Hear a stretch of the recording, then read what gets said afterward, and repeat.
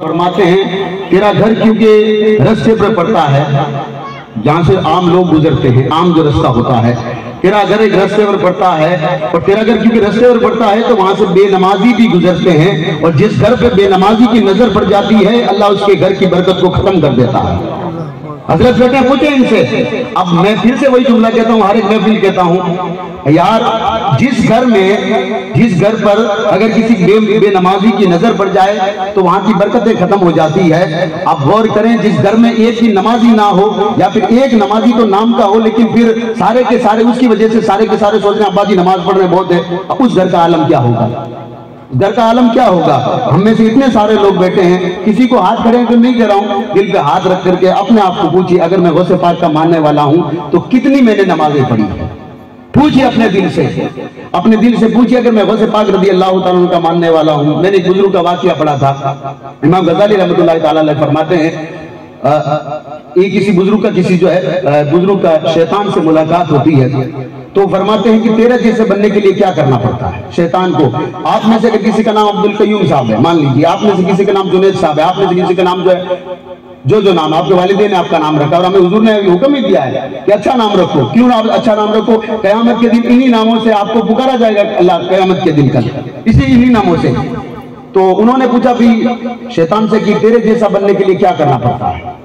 ये दोनों जो आगे शैतान ने बताई नहीं, दोनों आदतें वो हमारे अंदर आज पाई जा रही है, हमारे अंदर आज पाई जा रही है और हम ये सोच रहे हैं कि बस साहब हमसे बड़ा तो कोई जन्नती आदमी दुनिया में ही फिरता ही नहीं है। ये बात हमारी है आज, ठीक है, हम सारी बातें कर लेंगे, बाद में सब कुछ हो जाएगा, लेकिन सबसे पहले कुरान हम खोलते नहीं है, नमाज हमारी है नहीं यार। तो फरमाते हैं बताओ, फिर शैतान से पूछा गया भाई कि तेरे जैसा बनने के लिए क्या करना पड़ता है? शैतान अच्छा काम करता है कभी?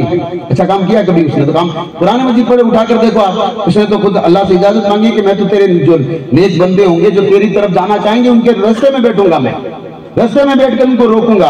और मैं हजरत हर मिलाद में ये कहता हूं कि कल तक वो तो रास्ते पर बैठा था, आज हमारी गर्दनों पर बैठ करके वो हमें चलाता है, किधर जाना है वहां हमें ले जाता है और हम जो है वो एक गाड़ी में जो बैल चलता था ना उस बैल की तरह हम चलते रहते हैं। बुजुर्ग ने पूछा भी तेरे जैसा बनने के लिए क्या करना पड़ेगा? उसने कहा कि करना कुछ नहीं है, दो चीजें करनी है, दो चीजें अगर कर लोगे तो तुम में वो जो है मतलब सिफत पाई जाएगी जो मुझ में पाई जाती है, यानी शैतान में भी इंसान में कोई फर्क नहीं रहता है। अच्छा, आप में से अभी किसी को अगर कोई भी बड़ा आदमी कहते शैतान इधर आ, आपको बुरा लगे नहीं लगेगा? लगेगा। पूछा गया भाई बता तेरे क्या करना पड़ेगा तेरे जैसा बनने के लिए? उसने कहा पहला काम तो ये करना है कि जब भी बात करो तो झूठी बात करो, झूठी बात करो, और अगर फिर भी अगर लोगों में बात करनी हो झूठी तो फिर उसके ऊपर झूठी कसम खा लो।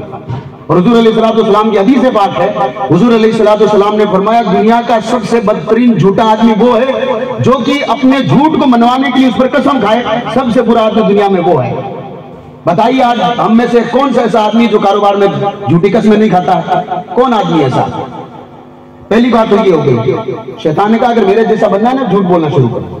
दूसरा कहा कि अगर दूसरी जो चीज है वो ये है कि मैं जिस चीज से सबसे ज्यादा नफरत करता हूं वो है नमाज, वो है नमाज।